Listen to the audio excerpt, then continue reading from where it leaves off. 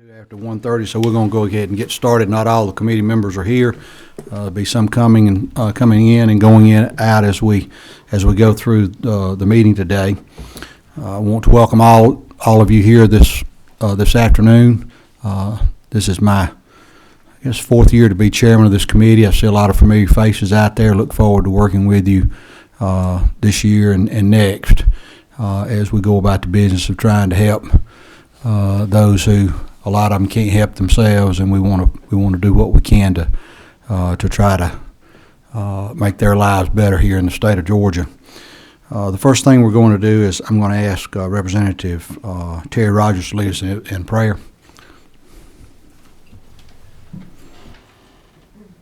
Let us pray. Lord, on this day we're grateful. We're grateful for the opportunity to be here. We're grateful for the opportunity to serve. We're grateful that we live in a country where we're free to do that. And we thank you for that, and we pray your wisdom, you pray your guidance on all the decisions that we make. At the same time, Lord, we're saddened today. There's a lot going on in our state, and we're just brokenhearted with the devastation that we saw in South Georgia on our neighbors. Lord, we just pray for all the rescue workers that are out there, the public utility people, the public safety people. Pray for the families who have been impacted. Pray for these communities, and we know, Lord, that it's only through your healing touch and your peace and calm that they'll find any relief, and so we ask that for them. We ask that you be with us as we are in this meeting, as we make decisions, and that in all we do, we honor and glorify you. In Jesus' name, amen.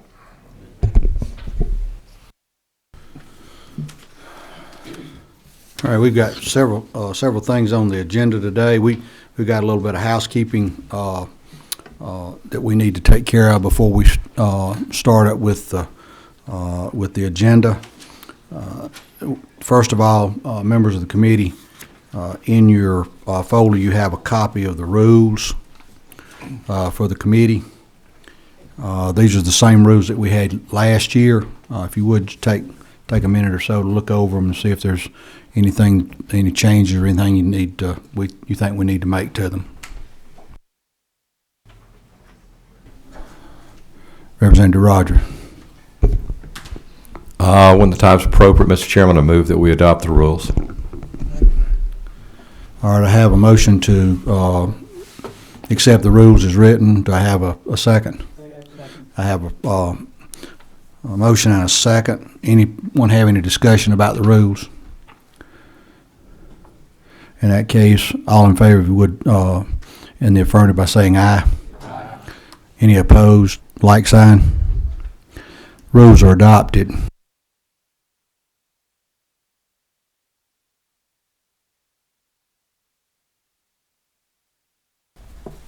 We have some new members to the committee, plus some old timers that are here. So what I'd like to do is I'd like to go down the row and have everyone introduce themselves and tell us where you're from, and that way people out in the audience can put a face with the name and where they are from. And so I'm going to start out. My name's Tommy Benton. I'm from Jackson County. I represent House District 31. This is my 13th year here. Representative Spencer. Representative Jason Spencer, House District 180. I represent Kings Bay Naval Base, Charlton County, and Waycross. I'm a practicing physician assistant of 15 years. Representative Fry. I'm Representative Spencer Fry from House District 118, which is Athens. It's great to be here. Thank you all for being here. Representative Scott. Good afternoon. I'm State Representative Sandra G. Scott, serve District 76 out of Henry and Clayton County. Thank you all for being here. Representative Elam. Daryl Elam, represent Albany, Dougherty County. We've had phenomenal devastation over the last 3 weeks, two major storms, but District 153, great to be here. Representative Gasaway. Dan Gasaway, House District 28, which is Stevens County, Habersham County, and Banks County in northeast Georgia. Representative Kirby. Yeah, thank you. I am Representative Tom Kirby, Loganville. Also have parts of Gwinnett, Barrow, and Rockdale County, and pleased to be the vice chairman of this committee for the third term. Representative Bonner. Representative Josh Bonner, District 72, covers Peachtree City, Brooks, Sonoy, and City of Harrelson, a little bit of Fayette County, a little bit of Coweta County. Representative Petrie. I'm Jesse Petrie. I represent Bryan and Chatham County in District 166. Okay, I believe that's got everybody that's here today. Oh, I'm sorry. Terry, I've called on you a couple of times and didn't let you introduce yourself. I was hiding. Terry Rogers, representing District 10, which is Habersham and White County in Northeast Georgia. This is my fourth term. All right. Ladies and gentlemen of the committee, we're pleased to have some folks here today that would like to present a topic to us. They feel it's very important to the point to where I think that there could be some legislation pending out there somewhere in regards to this. So I've got a list of people that have asked to speak.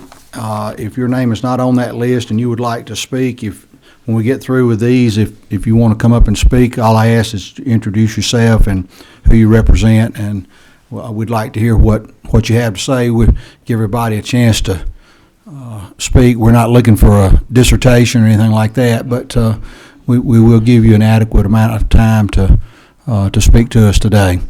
And so first on my list is Mike Walker. All right.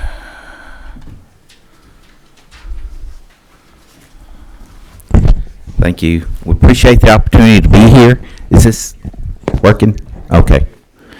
I'm Mike Walker from Athens, Georgia. I'm director of the Center for Individuals with Disabilities in Athens. I'm also president of SPAD. SPAD stands for the Service Providers Association for Developmental Disabilities.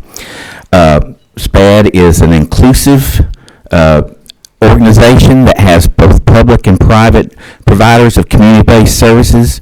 We have over 100 agency members, represent approximately 85% of all the waiver services provided in the state. Of course, it's our mission to assure that high-quality supports are provided to the people that we serve.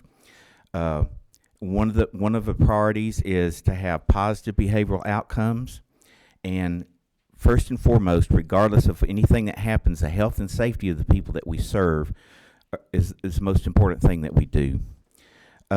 One of the issues that we are facing is with Proxy Healthcare. Proxy Healthcare was an amendment to the Georgia Nursing Practice Act. It was passed in 2010. Basically, Proxy Healthcare rules and regulations allow for an individual proxy caregiver to provide services to an individual without having to use a nurse. It's a proxy health care. The way the rules were set up, the law says that you have to have a written plan of care approved by a qualified medical person, and the plan of care tells how to implement the orders that's given by the medical professional, and you can do health maintenance activities. Health maintenance activities are those things that, except for disability, a person could do for themselves. So we're talking about things that are not complex care, but the biggest issue is with medication administration. So we have a process where an individual is trained by a nurse.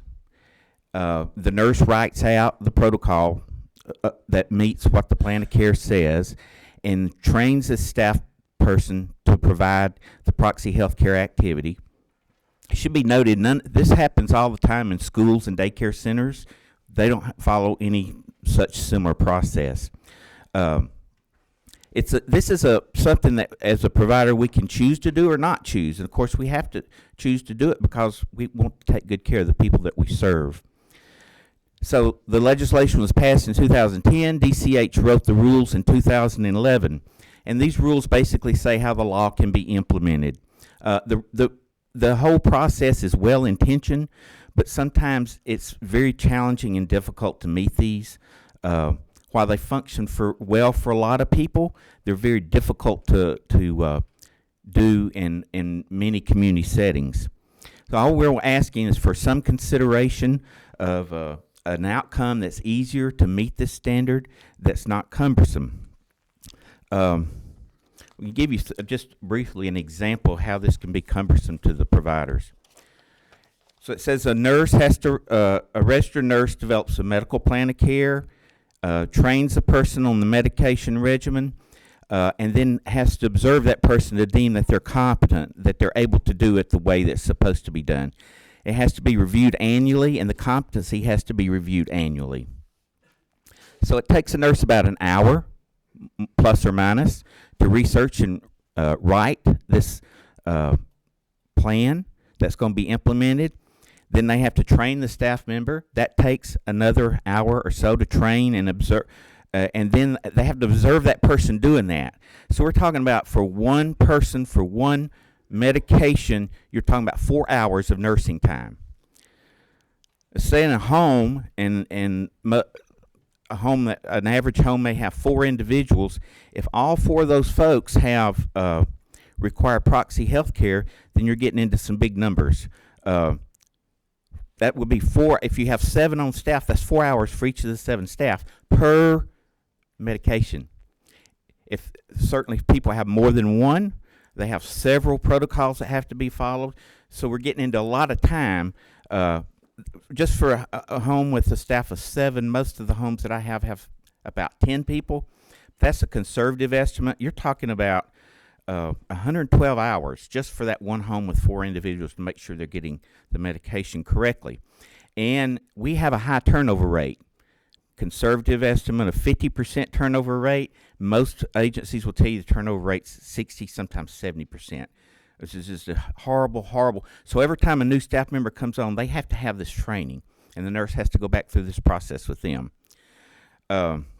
Anytime their medication changes, and it happens all the time, people's meds are changed. So if you had 4 homes, I have 5, but if you had 4 homes, now you're talking about 640 hours of nursing just to make sure that a person has a correct training and follows all the proxy healthcare rules. And as you all know, there's already a critical nursing shortage in the state, so a lot of agencies are having difficult time getting nurses to even do the proxy healthcare. You can do this with the nurse without all the training, but that would be extremely expensive. This is why these rules were put in place, to allow people to be able to provide this service without having to use a nurse. It would just be prohibitively expensive to do it that way. So what is it that SPAD is asking for you to consider? In many other states, there's an approved curriculum. The nurses teach this curriculum in a day or 2 days, depending on the state. They do it once a year, and a person gets training in this curriculum, and they're able to do it for the rest of the year without having a specific protocol for each person for each medication. It's just a lot simpler and a lot easier. And we have a couple of folks here that are nurses that can tell you a whole lot more about it than I can. So we just want you to be aware of this problem, which is really a barrier to providing effective services, and it's expensive, and it's very difficult to meet. And I think you have this kind of summarizes some of that. And that's just the gist of where we're at. It's just trying to we want to make sure that we do the right thing. We want to make sure that everybody's safe and healthy. We don't want to compromise that at all. We just think it could be done in a more efficient, quicker manner. And I really appreciate you taking the time to listen. All right, Mr. Walker, we've got several people that have questions for you. Okay. Number 11. Say 11, Chairman. Thank you, Mr. Chairman. Can you hear me, Mr. Walker? Yes. Yeah, and Mr. Walker, as you're aware, I'm a provider of services for home care throughout the state and residential services as well. So I want to make sure that this is clear. Isn't it true that, the proxy caregiving, and I was involved with the creation years ago with those rules, was an attempt to help us to serve people longer in the community. Exactly. To save money for taxpayers, to keep people in the community where it's less expensive. Right. And so The intent was noble, which you pointed out. But really the issue is that once we passed a bill to allow us to serve people in a more efficient way in the community, the bureaucracy has then come in and created a very cumbersome and expensive and over-regulatory process that really is the issue. So it's not so Correct. much, you don't have a problem with proxy caregiving. Absolutely Proxy not. caregiving allows us to keep people longer out of acute institutions Right. that will break the bank. And so what you're looking for is a way to do that more efficiently, and we need to make sure that we don't do it in any way that would lessen the safety of doing Exactly. that. Is that fair? That's very Okay, fair, and I just wanna make appreciate sure. that. Thank you. Representative Scott. Yes, good afternoon. Okay, I'm just trying to get some understanding. So you say it will take, for each medication, a nurse have to give a 4-hour training on how to administer the medication. I'm sorry, to write the protocol and to train the staff and observe the competency, it averages around 4 hours for all those activities. Okay, and that's for every medication that a person has. Yes, ma'am. Okay, I guess my mind is stuck on that. It looked like it could be done with some type of schooling, just like real estate training. People going to renew their license, where you take a class. They have classes given. I see they have to have recertification. So it's not any Correct. type of schooling that these nurses can go to get this training that will certify them? What we've seen that works best in other states, and we have some folks that can speak to that better than I can, is that the state approves a curriculum, and then my agency nurses would be able to teach that curriculum and qualify the people. So it's very similar to what you're saying. It's just you teach this curriculum once a year, you refresh it, you make sure they have the competency involved in it, and that takes care of the issue. Representative Spencer. I'm interested in who are the companies that write this curriculum for other states, and do they have to get a contract with the state, or is this when they're in the states that have the approved curriculum, does it go through their technical system? Tell me about that. We have a nurse from Chicago who specializes in this. She can tell you all you want to know about other states. Okay. I don't want to speak out of ignorance. I think you've teed that up well. So. Anyone else on the committee have a question for Mr. Walker?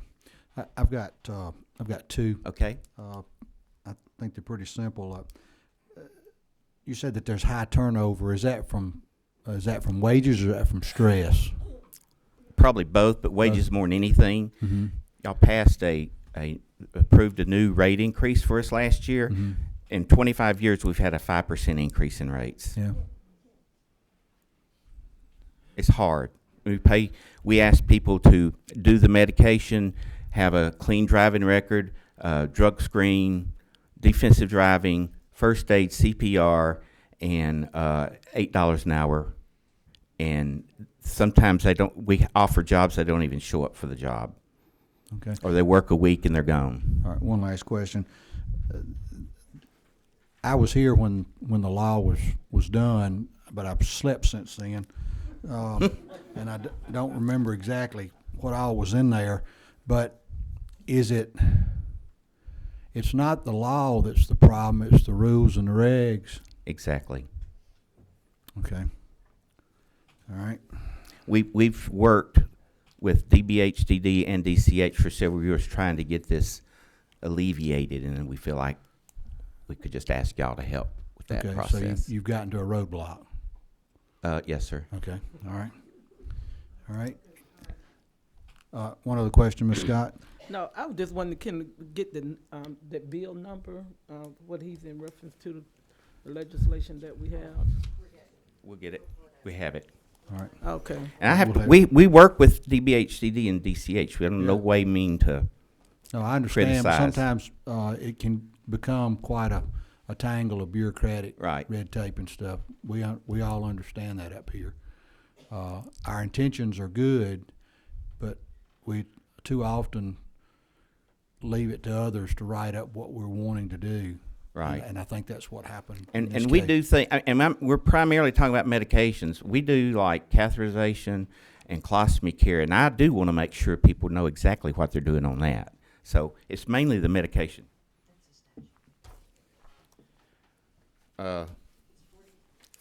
43 professions in business, chapter 26 nurses, Georgia Registered Professional Nurse Practice Act. Okay, what's the bill number on it? Do you see that at the top? Should say HB or SB.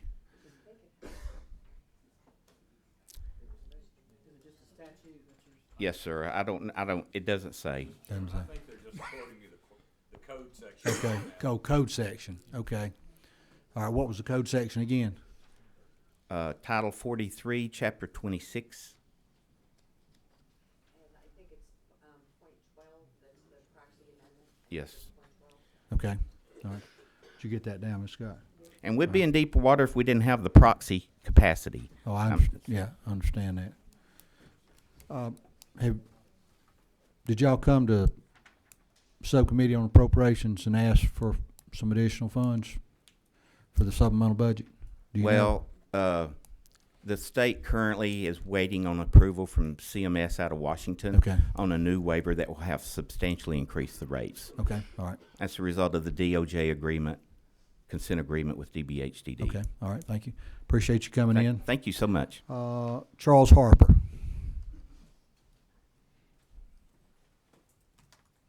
Is Mr. Harper in here? I am. Oh, okay, I'm sorry, I didn't see you moving behind the post there.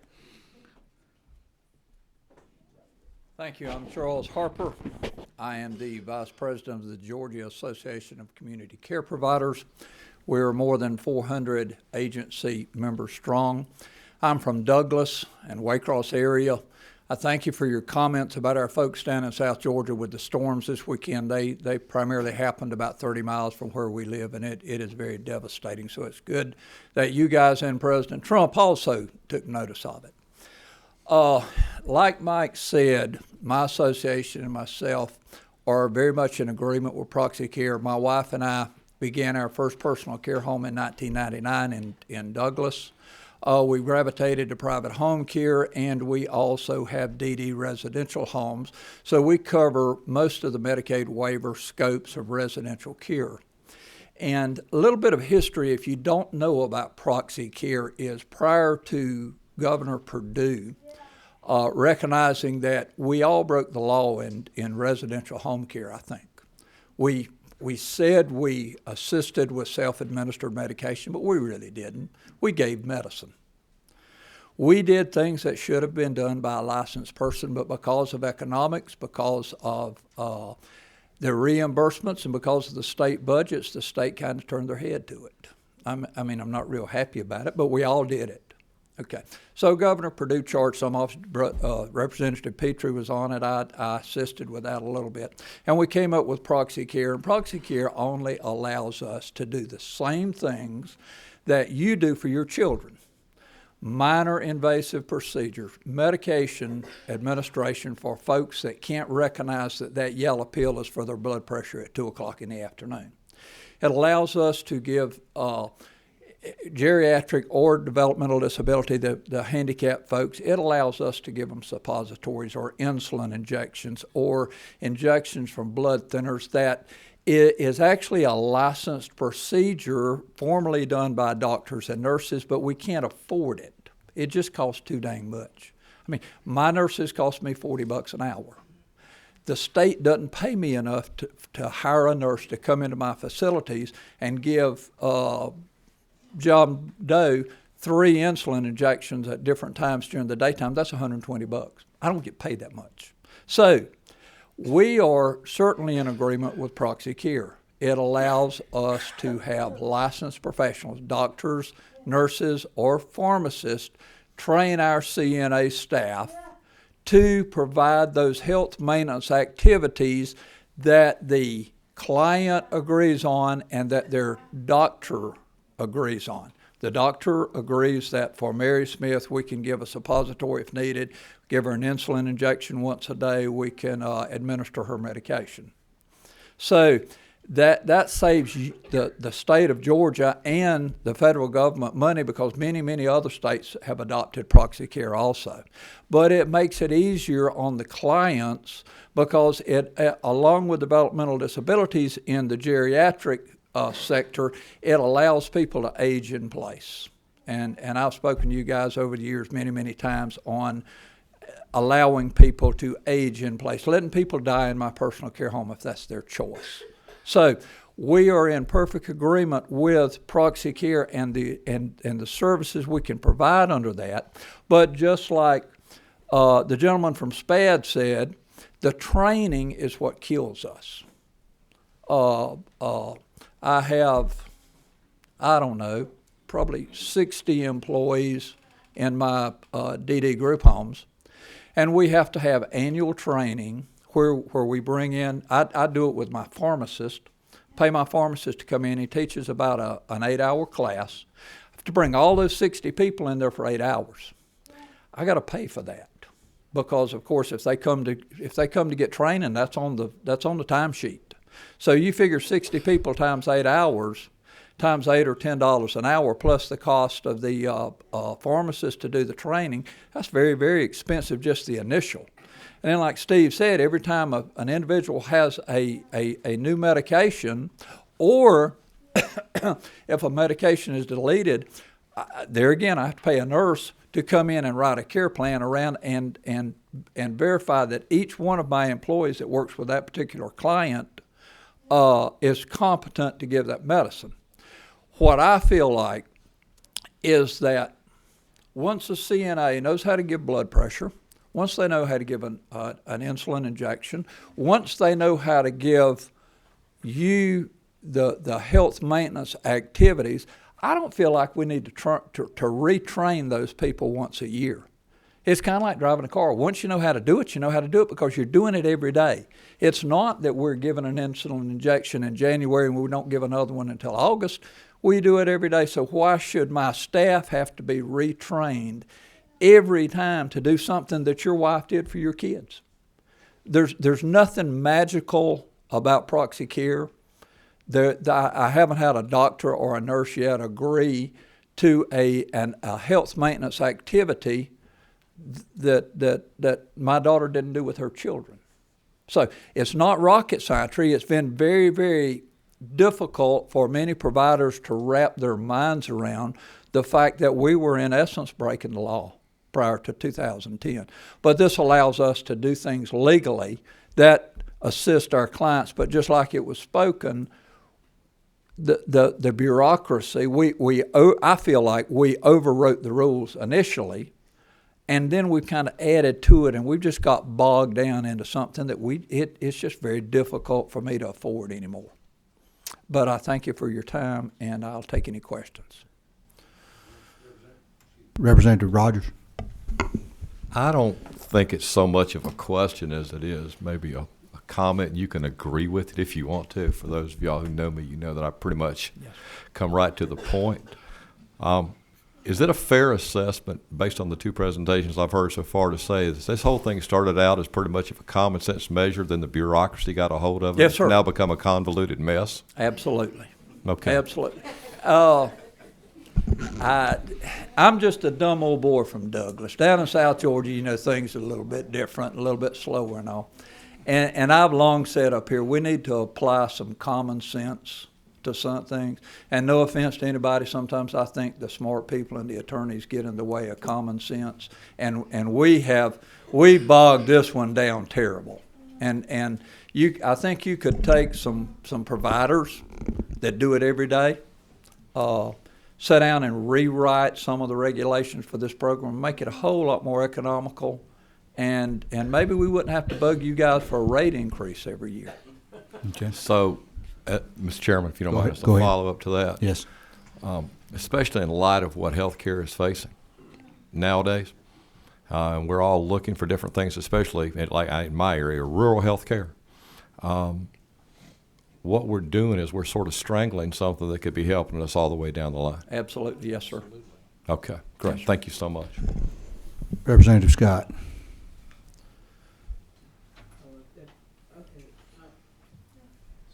Okay, I'm sorry. I know, I think it was Park County, but since you have me, I'll go ahead. Wait, I'm sorry, I was looking at the wrong end of the thing here. Let me come back to you, because Representative Spencer's light was on before yours. Go ahead, Representative Spencer. These basic tasks, insulin injections, Foley catheters, things like that, colostomy care, once they have the training and they're able to perform those tasks routinely, does your facilities liability coverage cover their acts in the event? Yes, sir. Okay, so that's totally Yes, sir. covered. One of the I'll use the word scary terms for the instructor is early on, if a nurse taught the class, they felt like the nurse's license would be in jeopardy because that nurse taught that CNA to give that, but my liability covers all of that, yes. Okay, so it doesn't put the overseeing nurse or healthcare professional at any risk to be held liable for? How does that work in that field? If it's in done your world? I've not heard of any issues that's been brought up by that, so I can't accurately answer that. So one more question, Mr. Chairman. Okay. So in essence, your regulation is your liability Yes, risk, and you have to mitigate for that. So Yes, sir. So that's really the governor of how you all practice. Right. Okay. Representative Cannon. Thank you, Mr. Chair. Thank you for sharing the real-time concerns and economic concerns as it relates to the standardized care for these direct support personnel. Just to be clear, is this in specific regards to moving from every year being recertified to a shorter period of time, so maybe every 2 years, or only being trained once and then that's it? Of course, it would be dependent upon who is rewriting the regulation. My personal philosophy is if we retrained or re-verified the competency of folks every maybe 3 years would be adequate. I just think it's ludicrous to expect somebody to do a job 7 days a week or 5 days a week, whatever the work schedule is, and then once a year we call them back in and make them do it again. Thank you. Representative Scott. Okay, I would just like to know, do you have any pushback from the nurses or anything like that with coming on board with a continuing education program for the Proxy care? I have not, like I said, to perform the training for my organization, I use my local pharmacist, an independent pharmacist. He and I have had lots of discussions about liabilities and so on and so forth. As far as him, he's in essence certifying that each of those certified nursing assistants can accurately take blood pressure, give an insulin injection, those simple health maintenance activities. So in a little bit his license is on the line, but throughout the state most providers are monitoring their staff well enough. I don't need a lawsuit. I've been in business since 1999. I'm not a healthcare professional. I'm a business guy. When I married my wife 20 years ago, she was a nursing home administrator, and I kind of got sucked into this business. And like Representative Petrie and I have had lots of conversation about, sometimes I think I'd been better off staying in the engineering profession. But anyway, we've been in business since 1999. We take care of a lot of people, and we take care of an awful lot of sick and handicapped people. We've never been sued. We've never lost a client because they were dissatisfied with our services. In South Georgia, we are very personal. If I take care of your grandma, you're looking over my shoulder. And in developmental disability service, we have so much oversight. Some of you guys might have heard me use this term before. Licensing and operating 2 developmental disability group homes for one 12-month period, I had 119 oversight visits by some state agency. So we're so over-regulated in this business. It's just throttling us. Many of y'all heard me say it time after time after time. When back in the old days when former Senator Greg Goggins asked me to get in this business, because he and I were from the same hometown, and we had a lack of these services in our area, I could make money. And I saw this, I said, gosh, there's good money, and I want to make money. I'm a for-profit company. But since 2006, my take home, my nut every month has gone from counting dollars to I count pennies now. And primarily it's because of over-regulation and what we have to do to meet the standards that's set forth by this agency. Because just keep this in mind, out of every 8-hour shift that my people work, they have to spend a minimum of 45 minutes completing the documentation. So that's 45 minutes out of 8 hours that they have to take away from direct care just to fill out a paper. We create, on average, 200 documents per month per individual. It's a lot of killing a lot of trees. Yes, well, I have known Charles quite a while, and I can vouch he is just a dumb guy from Douglas. I can vouch for that. Of course, I'm joking, my friend. I did want to emphasize something that hasn't been mentioned, and that is something I think you guys should mention. That is informed consent. So a fundamental to proxy caregiving in this state is informed consent. Yes. And so these individuals and their families choose their own lifestyle. They choose to live where they want to live, in the environment they want to live in, and they, as part of this whole process, they accept that this is not a nurse doing these different procedures, and they recognize that risk and they accept that. That's so correct. This is a lot. All this is about freedom too, by the way. It is. And so I wanted to emphasize that. The other thing I was going to say is I'm trying to understand exactly. There's not a whole lot of specifics to what y'all are asking for, but it seems to me that what we need is something that's portable, because Mr. Walker mentioned the turnover in caregivers, and that, by the way, is ubiquitous across this country. It's not just here; it's everywhere, and it's just simply the pay scale of the types of individuals we're hiring. But those individuals, they turn over, but they tend to continue to be caregivers somewhere else. And so if you have a certification or a training that is done for a caregiver, and we allow it to where it's not so specific, but maybe it's categorical. So maybe they're approved to administer meds that are oral, and then maybe they have some kind of special training for insulin, et cetera.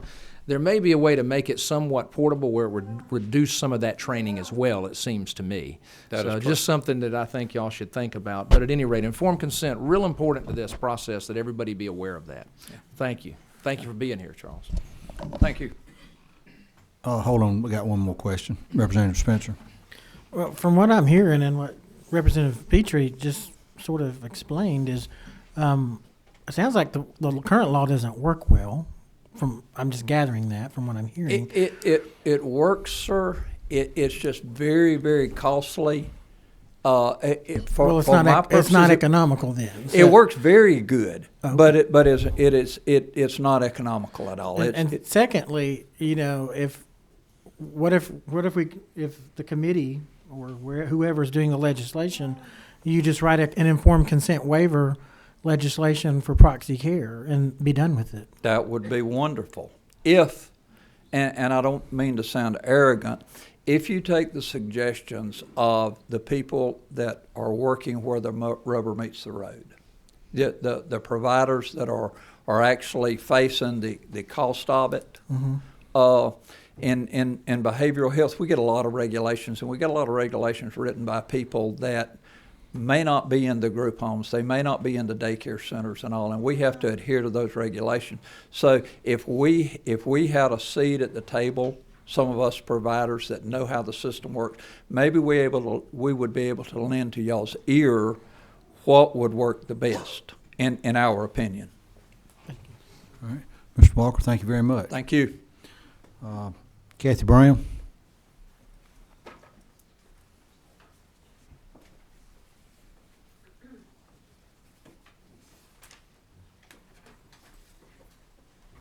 Good afternoon.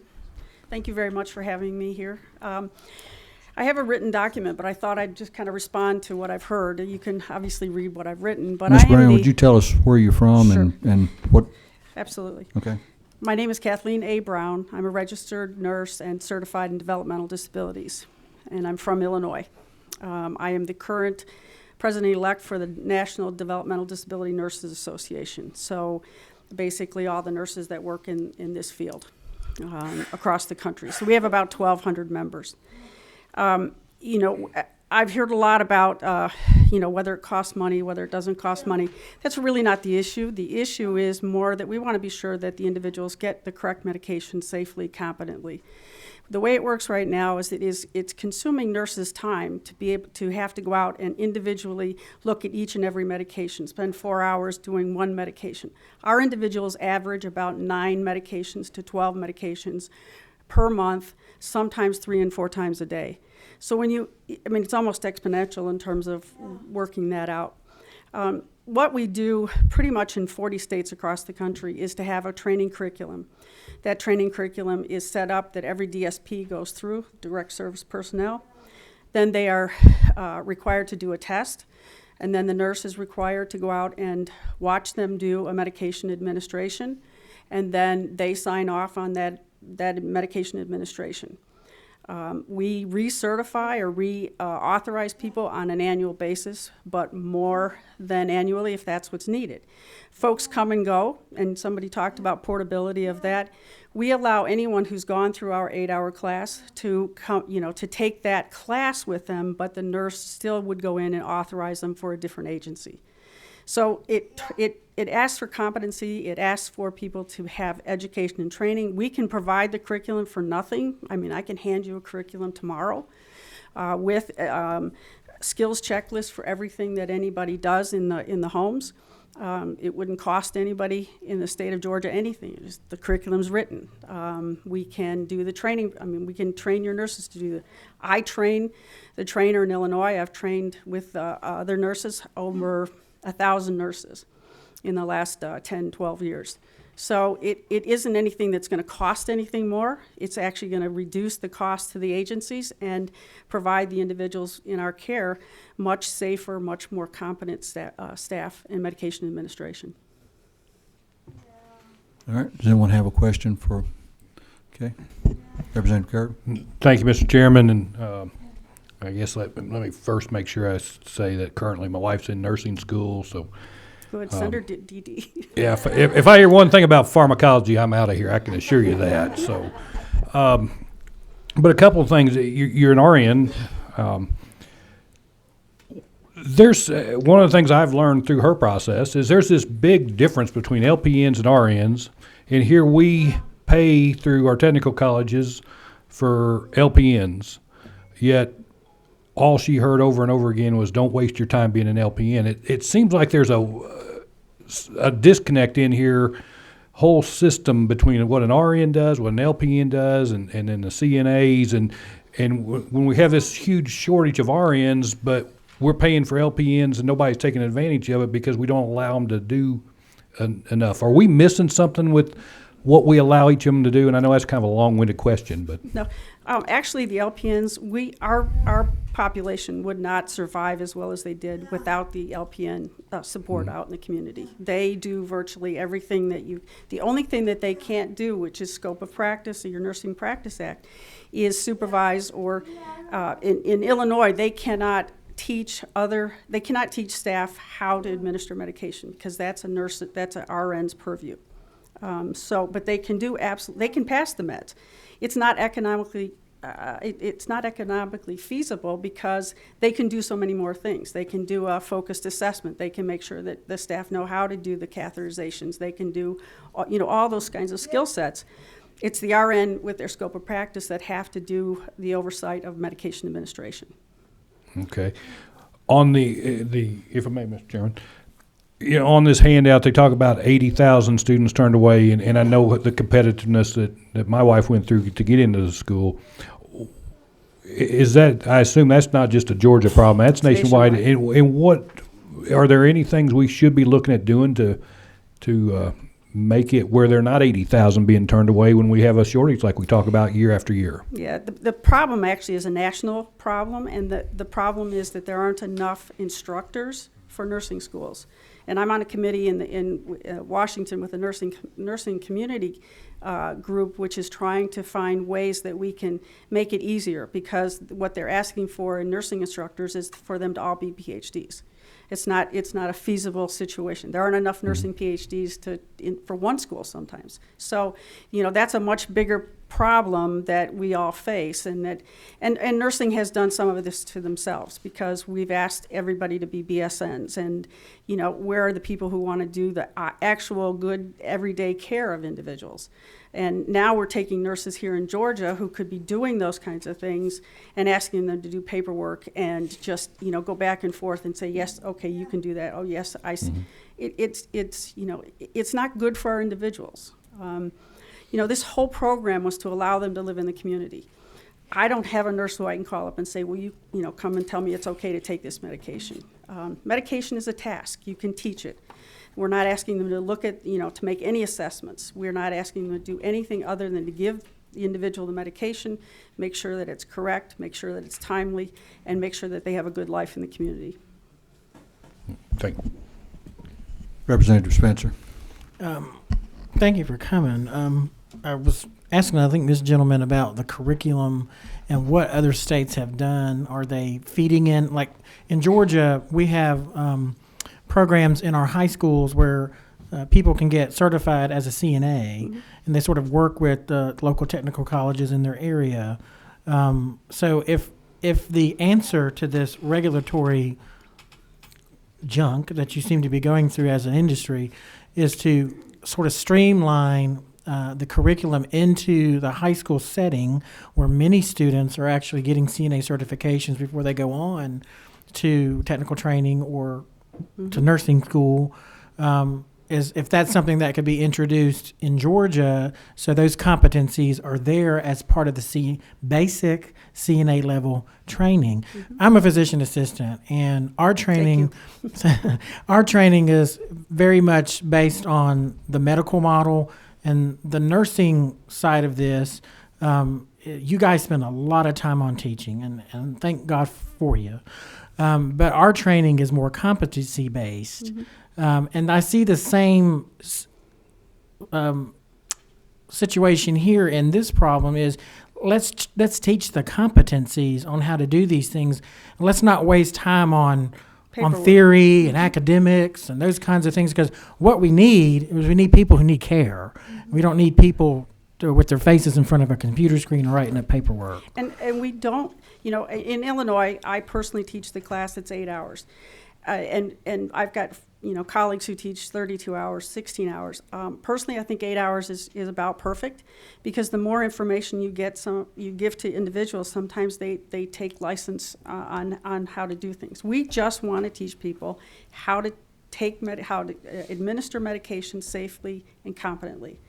I'm not interested. I don't want them assessing whether somebody's got a heart attack or any of those kinds. Just very simple. And what you're saying is absolutely perfect, is to put it into a curriculum, have them come out of school and have a job career to start. So and just can do a continuing education annually. I don't think it would be necessary to recertify every year. No, we do a test. We do a 10-question test every year.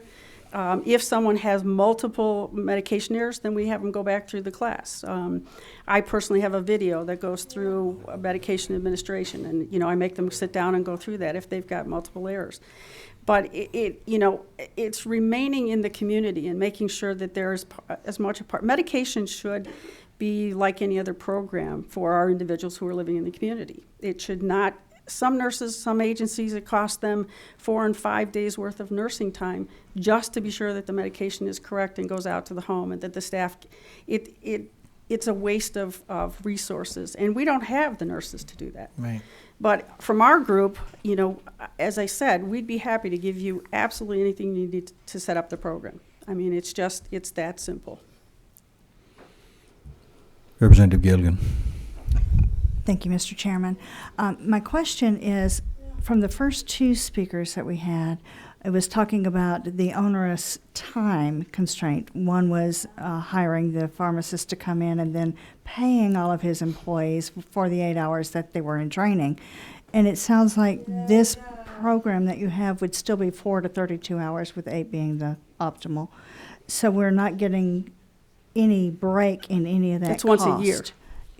Correct. Is that not also what I was hearing from the other that it was once a year certification? Am I missing something? With the gentleman who was just up here, Yeah, he was talking about the 8 hours and he brought in the pharmacist. Yeah, I think that Okay. there's a little confusion there. That what really is But happening. y'all are working together. We Please are. tell me y'all are We working are. together. Okay. Yeah, we are. So I was a little confused in what I was hearing, and anything that could clear that up, I would appreciate. You could do that. Thank you very much. On the side. On the side.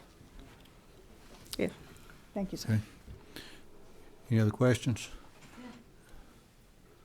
All right. Thank you very much for Thank coming you in for today. your time. Next one is Lisa Reesma.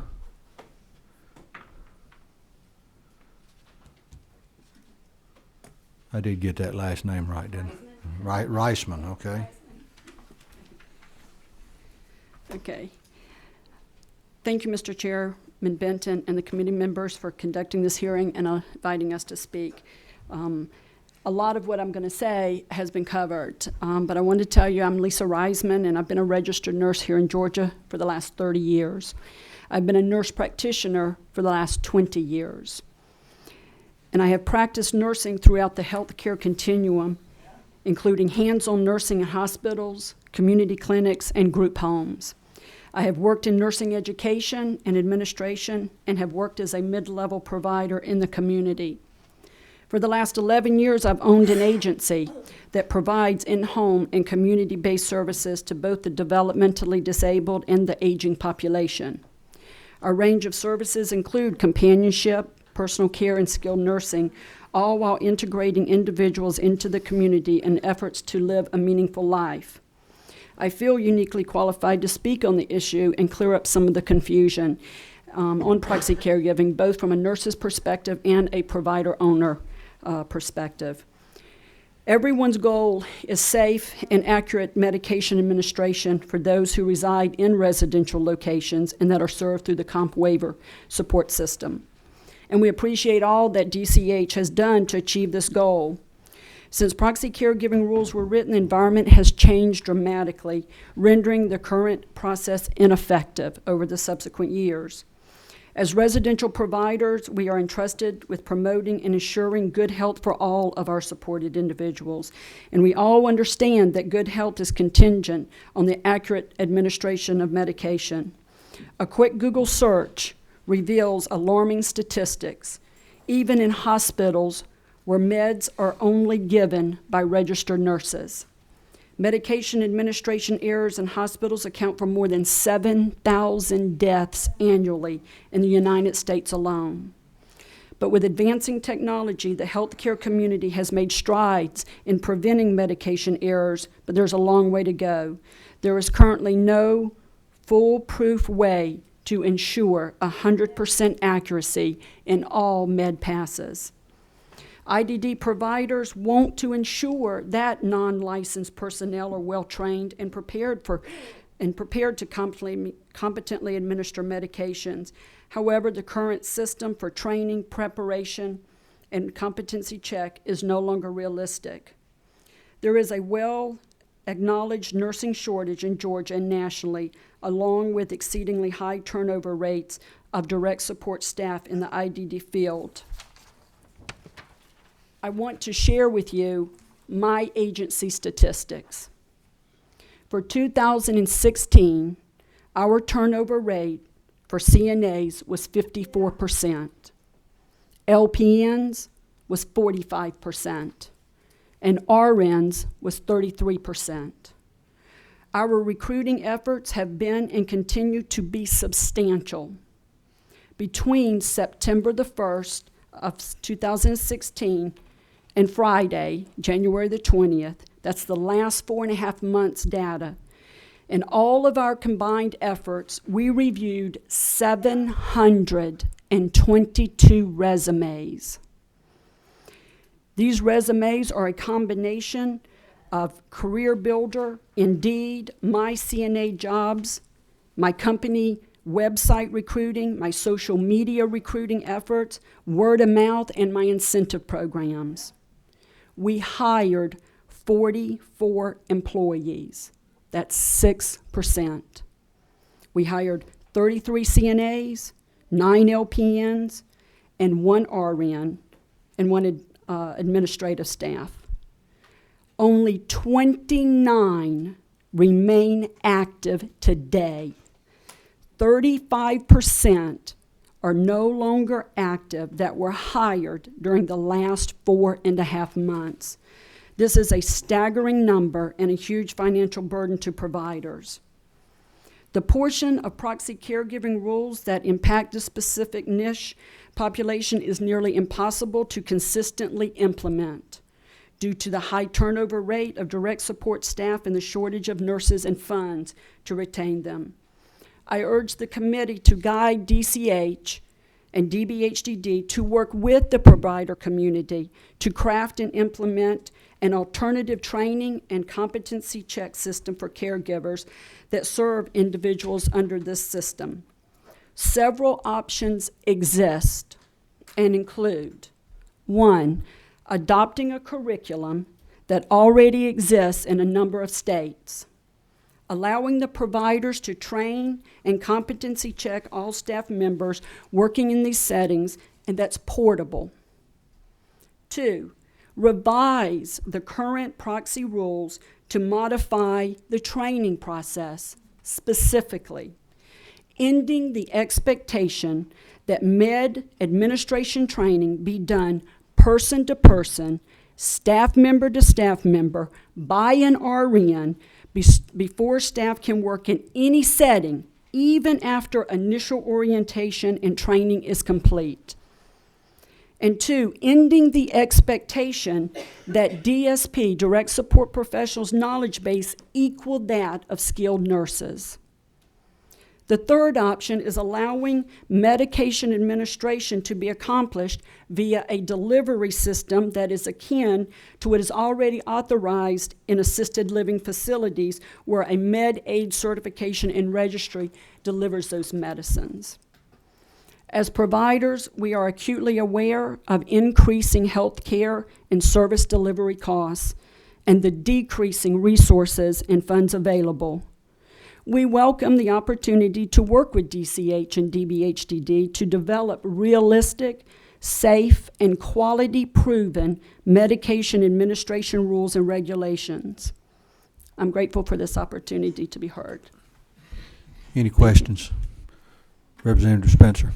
Mr. Chairman, more so, I guess, to the committee or to you, sir. Did we invite DCH and mental health to come address us today? This was simply a presentation by this group. Okay, we probably should at some point Well, I think if there's any legislation, I'm sure they'll show up then. Yep, they probably will. We're here. All ears. Any other questions? All right, thank you. Thank you. Ed Waits.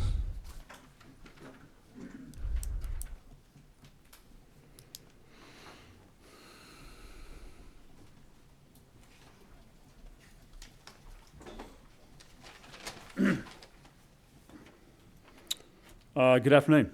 Afternoon. I appreciate y'all giving me an opportunity to talk, and I will come from this from a little bit different angle. I'm not a healthcare service provider. I don't own a healthcare service organization. I'm a dad. Okay, and this is my daughter, Mary Catherine, who is 24. She'll be 25 in May.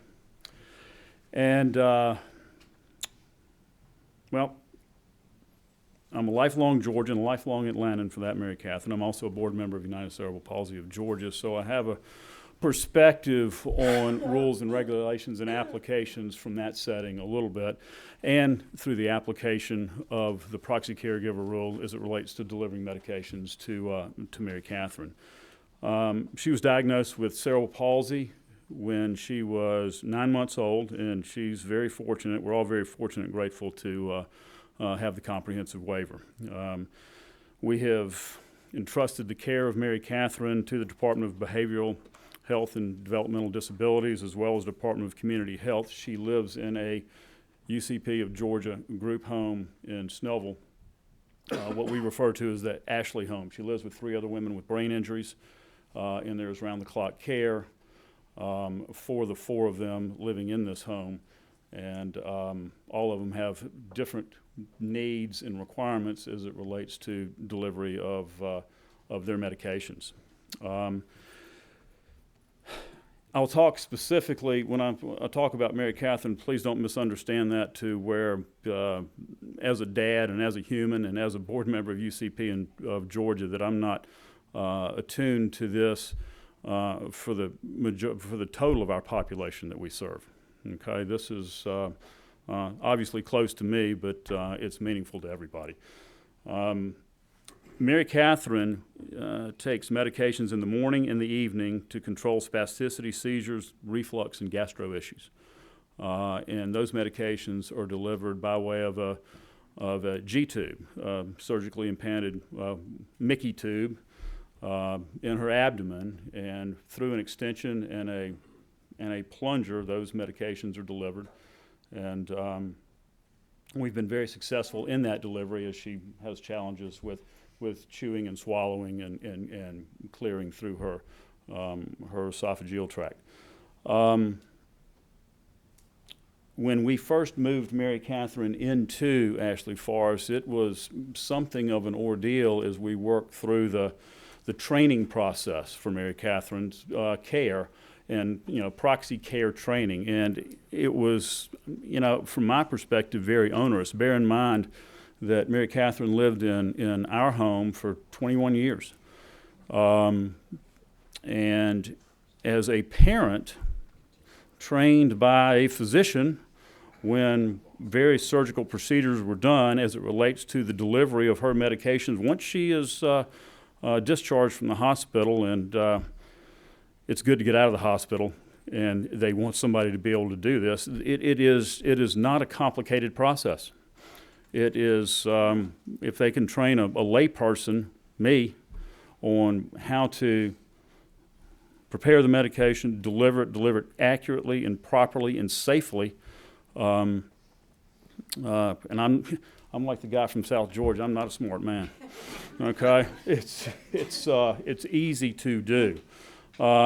Now, and look, safety of this delivery of this medication for Mary Catherine and for anybody that we are having to go to something other than a typical delivery of medication is of paramount importance. I certainly understand that. But the training process and the requirement of an RN to deliver this medication that my wife and I easily can do and did for a number of years seems to me a bit onerous. Every time that medication is delivered, it has to be by either an RN or RN trained or RN approved. I don't have my language just correct. And it's a bit of a juggling act. UCP and other caregiving organizations face a turnover issue within our organizations that you're all aware of that further complicates this. So I would urge you to consider alterations to this proxy caregiver rule and recognize that with safety as of paramount importance, there is a range of applications that are relatively simple, even routine in their applications that I have done for years and any one of you could do quite easily after you've been shown once or twice. As a friend of mine told me a long time ago, kindergarten's easy the second time through. So that's all I have, and I thank you for your time. Representative Spencer. Do we know is there an opposition force out there that doesn't want to see these regulations go away, and who is it? I don't know who the opposition force would be. I think the opposition is the not perceived, but the real onerous impact on the training process itself, and the routine of the training process itself, and the having to be recertified. The opposition is to simplify the process so the level of care and the quality of care for the folks that UCP and everybody else is caring for goes up. There's less computer time. There's more hands-on time. It just seems to me that the way I'm hearing these regulations designed, that the RN is central to carrying out these regulations, and it sounds like to me there's a turf protection issue going on. I just smell that. That's all I'm saying. I'm Dad. Yeah, I'm Dad. You're out of my range. Yeah. I don't know. That's just how I'm hearing it. Yeah. Because it sounds like Well, I don't whoever mean to be delivering crafted that message at all. whoever crafted that legislation or regulation that they want to keep the RN central to carrying out this task. So I don't think anybody's object to having an RN on staff and providing certain training.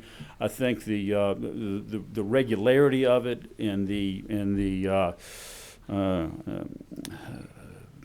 time consumption of it is significant, and as again, turnover is an issue with. Unfortunately, an issue, and that retraining, that constant retraining, is it's real. All right. Thank you very much for coming in today. Mm-hmm. Thanks.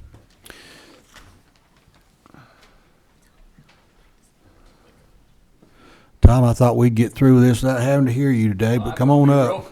Come on up. I'm just teasing you.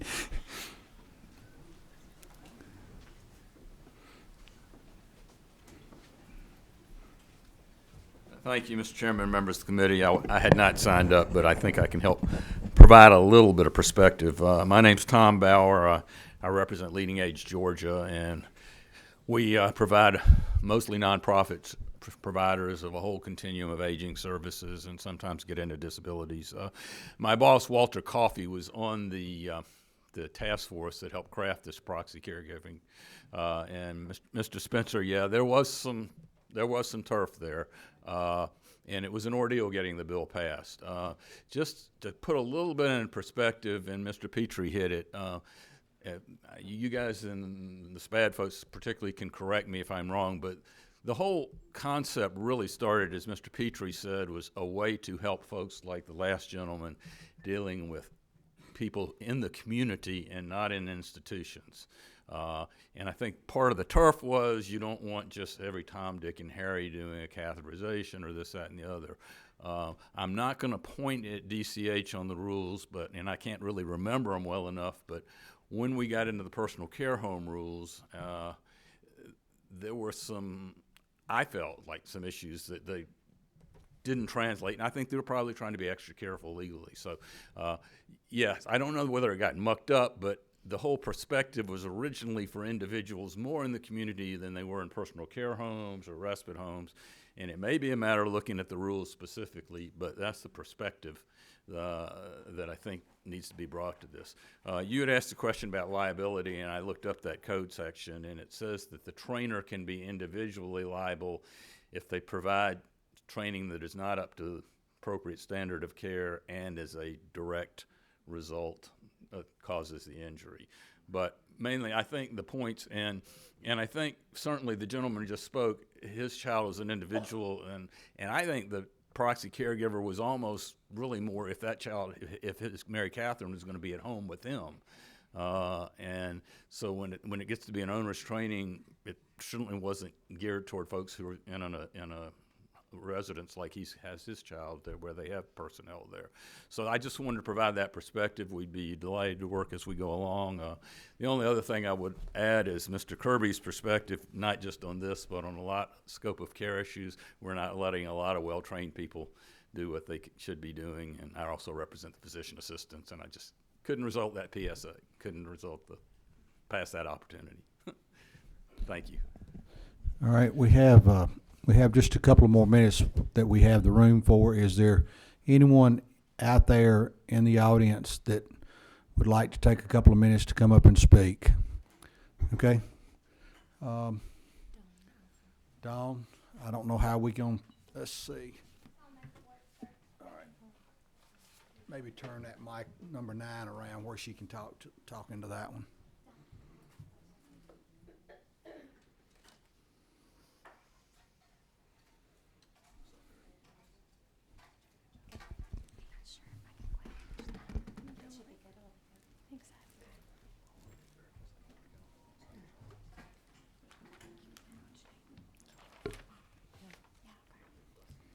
Mr. Chairman and committee members, I just want to briefly address you. The mission of the Georgia Council on Developmental Disabilities is to bring about social and policy changes that promote opportunities for persons with developmental disabilities and their families to live, learn, work, play, and worship in Georgia communities. I am the public policy director there, and it is through that role that I speak to you today. I would like to just briefly discuss our thoughts on potential changes to the Proxy Caregiver rules. My predecessor, whom some of you may remember, Pat Noby, worked along with others, including Dave Zillis in this room, who is here today, worked on this legislation several years ago to allow proxy caregivers to perform certain of these so-called health maintenance activities. And in fact, I'm going to ask Hannah here to pass out a guide for you all that we developed at GCD to help folks understand proxy caregiving. But here essentially are our thoughts and concerns. We understand and acknowledge that providers have voiced concerns around the dispensing of medication in certain residential settings as it pertains to the proxy caregiver rule, and we're most certainly open to discussion on possible ways that this could be addressed. We just want to ensure that in whichever way the committee decides to go, that if there are any proposed changes or solutions, that it does not limit or cause any negative consequences to those who may currently benefit from the law. The prior gentleman kind of spoke a little bit to this about the original intent of the law, and we just want to ensure that that is not negatively altered in any way. So, for example, as one example, we want to ensure that people with intellectual and developmental disabilities who may be self-directing in the community can still sign the waiver that's been referred to and be able to choose proxy caregiving as an option. So we are very hopeful that a solution can be found to address the needs of the providers without changing the intent of the law as it was written, and not to limit options from anyone who is currently benefiting from the law, if that makes sense. Anyone have any questions for Ms. Alford? Thank you for coming in. Thank you for having me, sir. Do I have anyone else in the audience that wants to come up and speak for a minute or two? Or three? Oh, we've got so many shy folks out there. I can speak again if you want me to. Oh, well. All right. We appreciate all of you coming today. We've heard some really good testimony, and I think that it's going to move along at whatever pace the supporters of this are wanting to push it at, and we'll probably see some of y'all back in here again before this session is over. Do I have any other comments from the committee before we adjourn? With nothing else, we're adjourned. Thank y'all.